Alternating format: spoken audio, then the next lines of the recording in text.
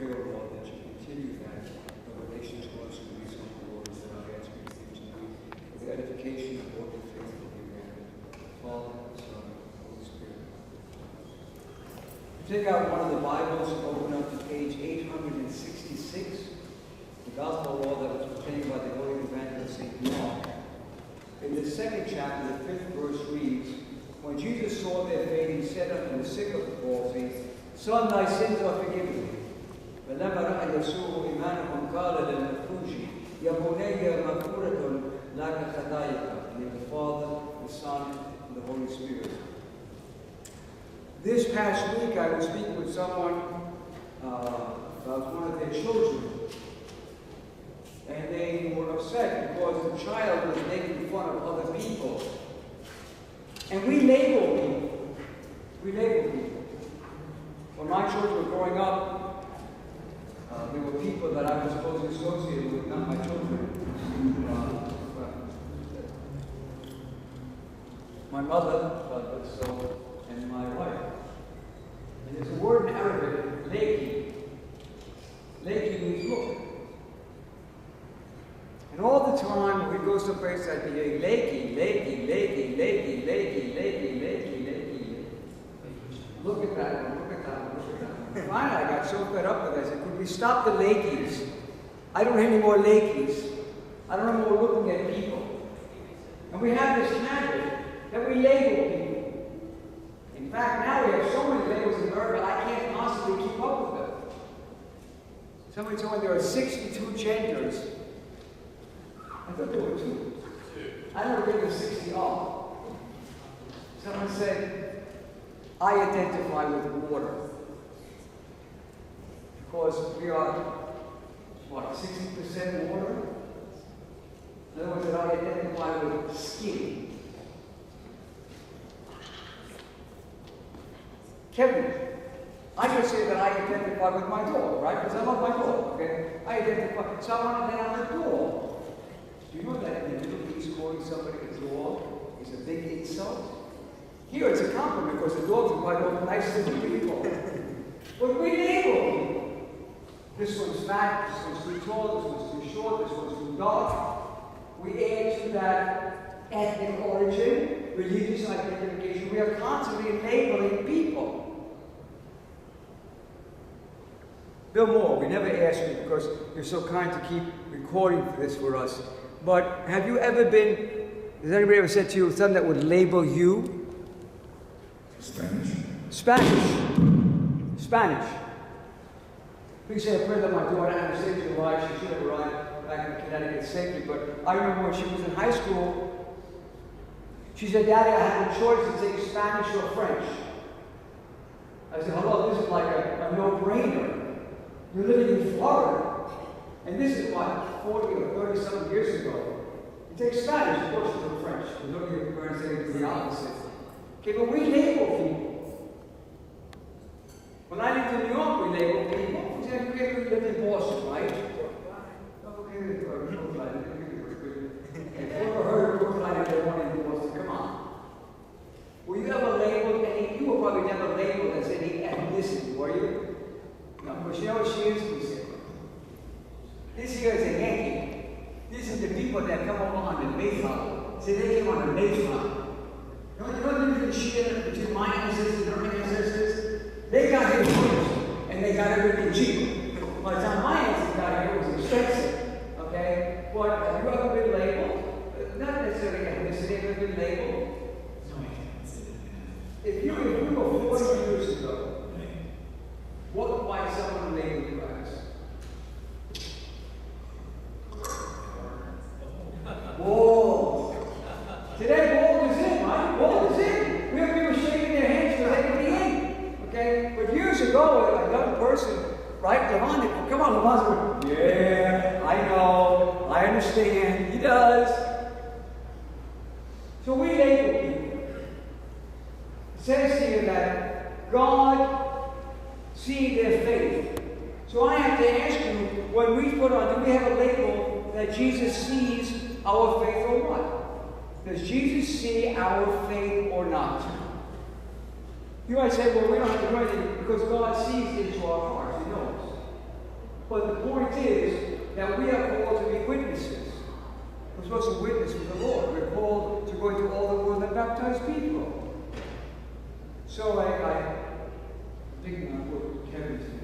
Kevin, Stand up, Kevin. when you're in school, do you ever do this? Yes. You do. Sometimes. So if somebody sees him, some other kid sees him and goes, what happens? Right? They wouldn't know what you're doing, but they know what you're doing? Most likely they wouldn't know. Okay.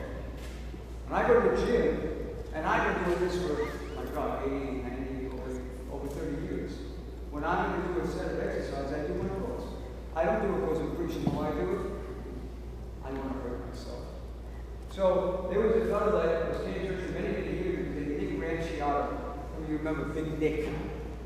And Nick saw me at the gym doing that. He found out that he came over, and Nick, God rest his soul, was a very loud person. He was the epitome of a New York. We're nothing compared to Nick. Believe me, we're nothing. Okay, he was really on New York water, on the Bronx. He came up to me and says, what is that you do all the time? Yeah, he had no filter either. And now he was given raised over Catholic. I've been every other religion with me. Anyhow, of course, the Roman Catholics said, we're back, they do this way, see? So he said, what is it that you're doing? And I told him I'm making the sign of the cross, okay? And when I grew up in Brooklyn, I thought it was an Antiochian thing or whatever, but we never said make no cross. We said bless yourselves, bless yourselves. It was the way we all bless ourselves. Anyhow, I explained to him what I was doing. He wound up coming to church, wound up becoming a member of the church. So, what we manifest to people is very important. So if we call ourselves Christians, and we don't act in a Christian manner, not only are we not witnessing for Christ, we're witnessing to the devil. Because the devil wants the Christians to be identified as not what Christ called them to be. That is one of the reasons that during the Crusades, and who were the Crusaders? Understand, the Crusades were not all noble people, okay, that took some sort of a mission upon themselves to recover the Holy Land from the Muslims. Most of the Crusades were just poor people out of Europe that went to the Middle East for gain and want to get what they could get. When the Crusaders, the Fourth Crusade, attacked the glorious city of Constantinople and raped and pillaged and destroyed and burned and did such terrible things, and they wore crosses on their garments. And the local Greeks, they said, if this is the Christians of the West, give us the Muslims. Give us the Muslims. Because of what they were doing. So that label, when you wear a cross, do you wear the cross like a piece of jewelry?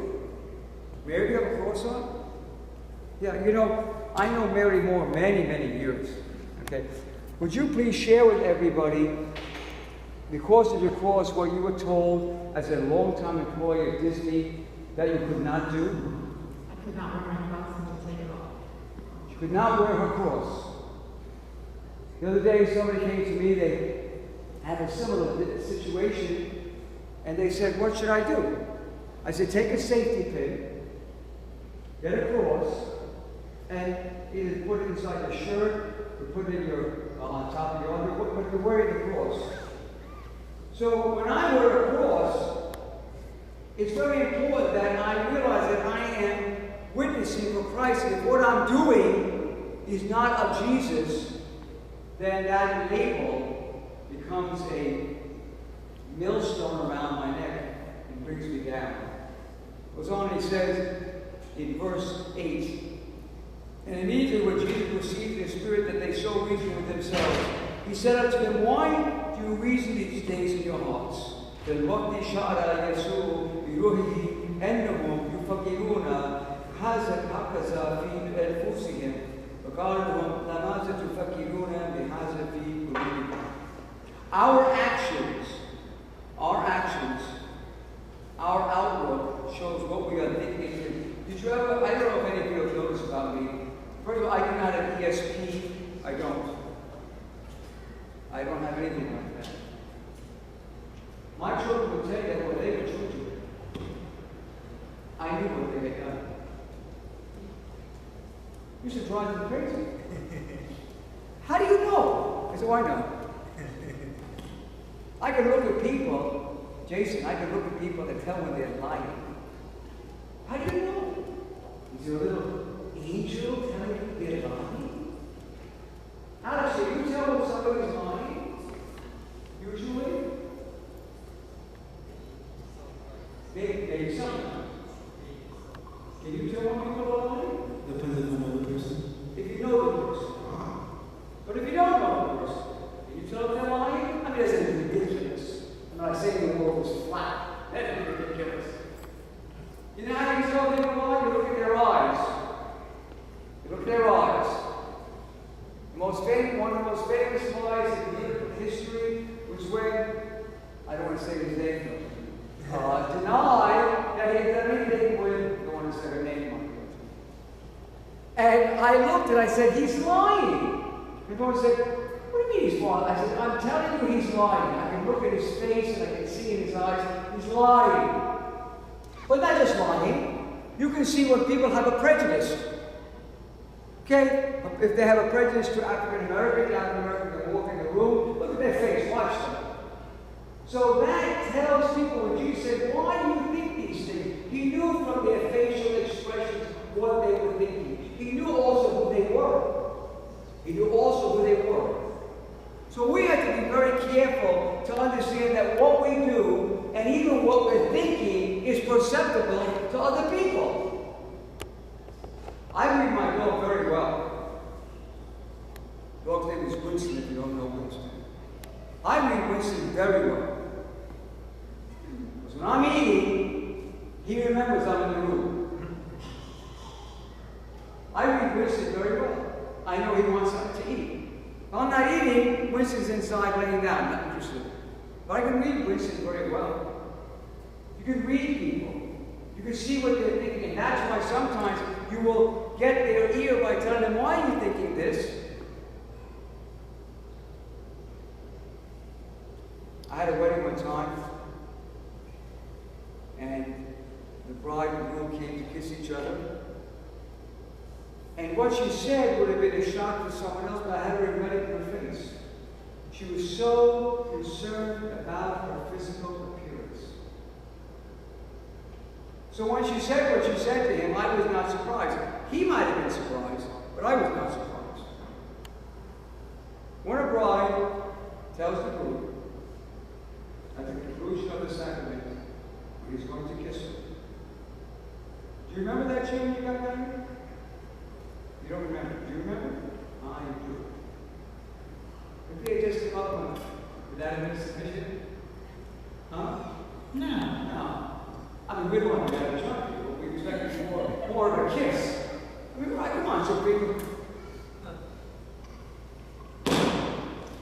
As he moves in to do the deed, I'm standing right up there. They're standing over here. As he moves in to do the deed, she says the words that unless God forbid, I become Alzheimer or afflicted, I don't want to ever forget. She says to him, don't mess up my lipstick. Sophia, I was like, are you kidding me? Don't mess up my lipstick? Look at Eva's going. Mary, would you agree that with most women, if they're married, the two kisses that are the most important would be the first kiss and the wedding day kiss? You agree with that? Yeah. Don't mess up my lipstick. That told me right there that this girl was more interested in her earthly appearance than in the blessedness of the moment when she was in. By the way, that marries a minister you in there. But anyhow, it goes on and says in verses 10 to 11, but that you may know that the Son of Man has power on earth to forgive sins. He said to the sick of the palsy, I say unto you, arise, take up your bed, and go your way into your house. ولكن لكي تعلموا أن لابن الإنسان سلطان على الأرض أن يغفر الخطايا هذا المفروض لك أقول لكم وأحمل سريرك وأذهب بيتك. Christ's power to raise is infinite, but we don't want to think that. We always are limiting. Are we faithful enough to be raised up from our situations? Well, you know, we own, as you might know, we own a building behind the parking lot, which is dilapidated. It's in bad shape. I guess I was speaking to Sister Lenora, call you Sister Lenora now, sound like African American Baptist Church, Sister Lenora. Anyhow, I said to Sister Lenora, she said, well, the building is falling apart. And I thought today, maybe God wants us to refurbish the building. He would say, oh, Father, that's not realistic. It might not be, I don't know. It may not be realistic. But it is in God's infinite power to do this. None of you is as blessed as me for one reason. I have been witness to so many incidences where the God raised things up by his infinite power. Nothing is impossible for God. Except what you think. If you say it's impossible, it's not going to happen. It will not happen if you believe it will not happen. God will not force his power on people. That's why he gave us free will. So the infinite power of God to raise up the man with the palsy, the paralytic, has to take up your bed and walk. Now, is this typical of people, of society? When the people, when the scribes, okay, Janice, when the scribes, I mean, it doesn't say that. Here's the guess. What do you think the scribes were thinking when the paralytic walked home? What do you think they might have been thinking? Oh, it was maybe a trick or it was an act or something, you know. I don't know if some of them may have truly believed that Christ did it, but some of them probably just. But even if they believe Christ did it, now they believe that Christ did it, raised the guy back and walked. What else do you think they might have been thinking while he was walking? Oh, crap. Surprise. No, they were thinking condemnation. Why is he walking on? Why is he carrying his bed, which is work, on the Sabbath? Instead of glorifying God, instead of being thankful that this man is now able to walk, they find some reason to bring it down. Why is he walking and why is he carrying his bed on the Sabbath? And don't we do that? When we see someone is able to do something, they're successful at something, don't we pull them down? Don't we find reasons of why they should not have what they have? I don't want to pick on him, but the other day I was talking to my grandson Isaac, and he said, I do homework. How much homework did you say you did? Till what time? Till midnight, bro. Midnight? You work till midnight? Jacob's going like, oh, wait. Till midnight. So if he in fact, one of our parishioners, I don't know if he was told that when he graduates from law school this year, that they have labeled him or chosen him to be the valedictorian. I felt like telling him, I never knew a valedictorian personally. Valedictorian. So when you become the valedictorian, people will start to put down. If he pulls straight A's, they'll find some, the teacher likes it. Cubans. Anybody here Cuban? Cuban? Put your hand up. Yes, what? You're Cuban? Oh, Cuban. No, we know Cuban. Cubans are right about there. When I lived in Miami and was going to law school, the Cubans have really taken over Miami. Okay? And I actually hear from Anglo-Americans. They're doing well because the government gave them money. They're doing well because they cheated. Really? Ain't not true. That's not true. You know what they did well? They did well the same thing that all of our ancestors who came to this country did well. They didn't 8 and 9 in a room. They ate old food to save money. They went into business so they could get ahead in this country. While the rest of the American people are sitting around, took the coupons, took a TV and feeling sorry for themselves. Those people and all of our ancestors. My ancestors did the same thing. You want to get a real wake-up call? Check out when your great-grandfather died. I did mine. He died in a cold water flat in New York City in 1914. He died of tuberculosis. He came all the way from Lebanon and died of tuberculosis. Do you understand this? No, but we still have immigrants that are still doing that in this Say country. it again. I said, We still have immigrants in this country that are doing that right now. I'm not saying that. What I'm saying is, instead of, you can sit and say